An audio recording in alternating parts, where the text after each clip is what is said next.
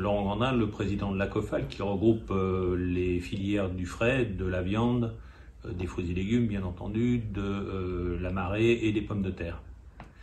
Nous nous sommes intéressés à ce manifeste porté à l'origine par Open Agri-Food, dans la mesure où nous étions dans une réflexion il y a longtemps sur le fait que les modes alimentaires se forgeant dans l'enfance, il était important de recréer un lien à la fois sur les filières professionnelles, mieux comprendre son environnement, et dans l'utilisation des produits avec ce retour des cours de cuisine à l'école. Et donc c'est à ce titre-là que nous soutenons et que nous sommes co-signataires de ce manifeste pour un retour de l'éducation nutritionnelle à l'école. À l'échelle mondiale, le nombre d'enfants et d'adolescents obèses a été multiplié par 10 au cours des 4 dernières décennies. L'éducation à l'alimentation est devenue un enjeu majeur pour la santé de nos enfants qui ne connaissent ni la saisonnalité, ni l'origine des produits, et n'ont qu'une vague idée de ce qui est bon pour eux ou pas. Pour réapprendre à nos enfants à bien manger, il faut donc rétablir une culture culinaire via l'école. Nous ne pourrons pas, sans cela, permettre à tous d'accéder à une alimentation fraîche, durable et de qualité. Le marché de Rungis est un acteur engagé du manifeste pour le retour des cours de cuisine à l'école et pour partager la valeur du bon. En tant que président de la Fédération des marchés de gros, je voudrais à ce titre, et donc en tant que représentant de l'ensemble des marchés nationaux, apporter notre soutien à Open Agri-Food qui porte ce manifeste pour une éducation à l'alimentation partout et pour tous. Il est essentiel aujourd'hui à double titre d'avoir des cours sur l'alimentation à l'école, de l'élémentaire au collège.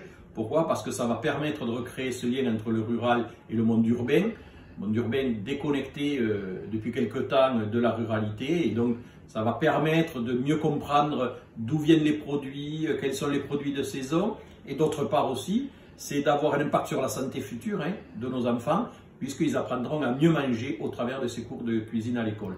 Donc oui, il est nécessaire d'avoir, dès le plus jeune âge, des cours sur l'alimentation. J'ai participé à Open Agri-Food à Orléans et j'ai apprécié les débats autour de l'alimentation. J'ai apprécié lorsque la proposition de l'éducation à l'alimentation à l'école a été formulée, j'y souscris sans aucune réserve. Bien manger, c'est capital. Bien manger, c'est bien se porter, favoriser la bonne santé, l'équilibre alimentaire, le plaisir de consommer, de se retrouver autour d'une table et pour les plus jeunes, le plaisir aussi de faire vivre des savoir-faire ancestraux, familiaux, qu'il est très agréable de transmettre de génération en génération. Alors apprendre à cuisiner, cuisiner par plaisir, cuisiner par devoir, par obligation pour sa famille, cuisiner comme un défi aussi, comme on le voit de plus en plus dans des émissions télé ou avec les chefs, mais cuisiner. Vouloir le porter à l'école, l'apprendre aux jeunes, c'est très important. Que des nutritionnistes, des cuisiniers, des médecins aillent dire l'importance de bien manger me paraît capital. Portons cette ambition de l'éducation à l'alimentation dans les programmes scolaires tout au long de la scolarité et pas one shot comme on a pu faire par le passé. Je soutiens pleinement, je signerai avec beaucoup de plaisir. Bien manger, c'est comme tout, ça s'apprend. Et oui, ça s'apprend et c'est essentiel. C'est essentiel pour bien grandir quand on est enfant, c'est essentiel pour sa santé, pour ne pas être obèse, c'est essentiel pour protéger la planète, c'est essentiel aussi parce que c'est de la culture, c'est de la découverte, c'est du plaisir. Bref, c'est la France. Voilà pourquoi nous, à l'ANIA, on a appelé notre projet France 2030, France championne du monde de l'alimentation. Alors nous soutenons vigoureusement l'introduction dans les programmes scolaires d'une éducation à l'alimentation. C'est aussi important que l'histoire géo et les maths. Les raisons pour changer de braquet dans l'éducation à l'alimentation sont nombreuses. J'en ai choisi 3. D'abord, il y a le lien avéré entre la santé et l'alimentation, avec notamment un coût très élevé pour la collectivité d'une mauvaise alimentation. Ce sont des dizaines de milliards d'euros. La deuxième raison, c'est de constater que le lien entre la société et l'agriculture s'est distendu au fur et à mesure des générations parce qu'il n'y a plus de transmission intrafamiliale. Et puis la troisième raison, c'est que même si beaucoup de choses sont faites objectivement, il y a la semaine du goût, il y a des initiatives locales, il y a parfois des lycées ou des collèges qui mettent à disposition leur cantine, force est de constater néanmoins que c'est ni partout et pour tous. Et donc il y a en plus une forme d'inégalité dans cet accès à la connaissance alimentaire et c'est pour ça qu'aujourd'hui il est urgent de remettre l'alimentation là où elle doit être et notamment dans les premières étapes de l'apprentissage à l'école. C'est pour ça que nous militons pour l'inscription de l'éducation à l'alimentation dans les programmes scolaires. Concrètement, je pense qu'avant tout, c'est un choix politique. Les enfants aujourd'hui ne sont pas contre, les parents ne sont pas contre. Je pense que les mentalités ont aussi évolué, les professeurs sont même pour. Moi, je participe à des semaines du goût depuis près de 30 ans dans les écoles et les professeurs seraient prêts à ce qu'il y en ait un petit peu plus justement des initiatives pour aller vers ça. Et je pense qu'il faut très bêtement rendre obligatoire quasiment un cours de cuisine par semaine à l'école, de la maternelle jusqu'au collège. Bonjour à tous, je suis Olivier Chaput, chef de cuisine et le fondateur de l'association Les Enfants Cuisine qui a vu naître le jour il y a 10 ans. Et oui, il y a 10 ans, j'avais déjà remarqué que l'éducation à l'alimentation était d'une importance capitale pour l'avenir de nos enfants, l'avenir de la planète. C'est très important de ramener toute l'éducation à l'alimentation du producteur jusque dans nos assiettes. C'est absolument important de donner les bonnes clés aux futures générations pour pouvoir bien se nourrir, bien choisir les produits et surtout conserver une super bonne planète. Je me réjouis aujourd'hui de voir qu'il y a de plus en plus d'associations qui œuvrent pour l'éducation à l'alimentation, que ça devient un véritable mouvement et je pense qu'il ne faut pas s'arrêter là, il faut continuer. Ensemble, on sera beaucoup plus fort. À très bientôt et je compte sur vous. L'éducation à l'alimentation, c'est très important pour nos enfants. Ciao, ciao. Eh bien, au nom d'AG2R La Mondiale et de son directeur général André Renaudin, je voulais vous apporter mon témoignage pour confirmer notre soutien au manifeste pour l'éducation pour tous et partout d'Open Agri-Food.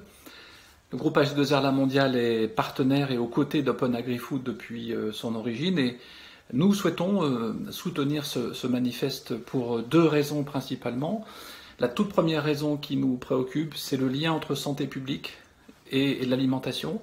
Étant un groupe de protection sociale particulièrement présent dans les métiers de l'alimentaire, mais aussi pour près de 15 millions de personnes en France, nous jugeons extrêmement important de se préoccuper de la dimension prévention santé en lien avec l'alimentation. La deuxième raison, c'est la dimension culturelle de l'alimentation et le lien intergénérationnel que l'on peut imaginer entre les différentes générations autour du concept même de l'alimentation. Voilà, pour toutes ces raisons, nous apportons notre soutien plein et entier à ce manifeste.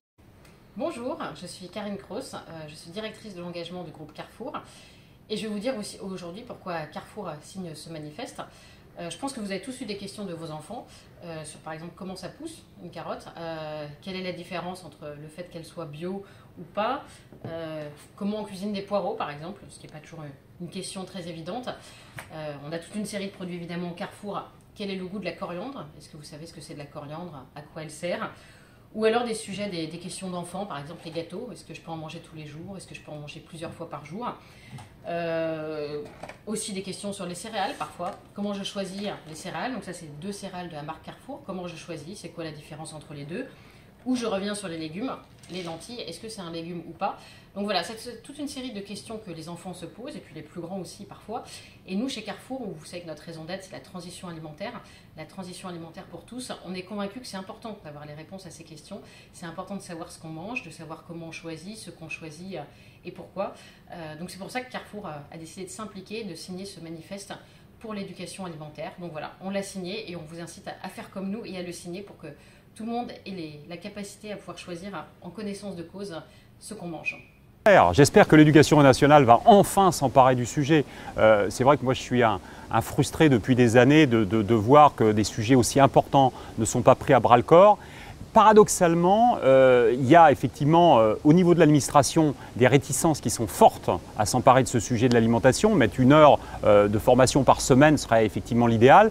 Néanmoins, on voit que le travail qui est réalisé par les instituteurs, les professeurs, aujourd'hui au quotidien, est colossal. Donc en fait, c'est pour ça que finalement, cette formation à l'alimentation, ce n'est pas d'une complexité énorme, c'est simplement d'une volonté de la mettre dans les programmes scolaires et de la développer. Et j'espère enfin que les gens vont comprendre que derrière cette formation à l'alimentation, il y a aussi l'attention à l'école, il y a aussi l'écoute, il y a aussi la vie en société, il y a aussi le bien-être, le sport, il y a l'ensemble des paramètres qui font ça et qui font que derrière, on aura des enfants qui seront en bonne santé, donc des adultes en bonne santé et qui effectivement développeront moins de maladies, moins de problématiques. Et c'est en fait tout un équilibre et tout est lié au travers de cette éducation à l'alimentation qui doit bien sûr passer par l'école, même si l'école ne doit pas se substituer effectivement à la notion de la famille.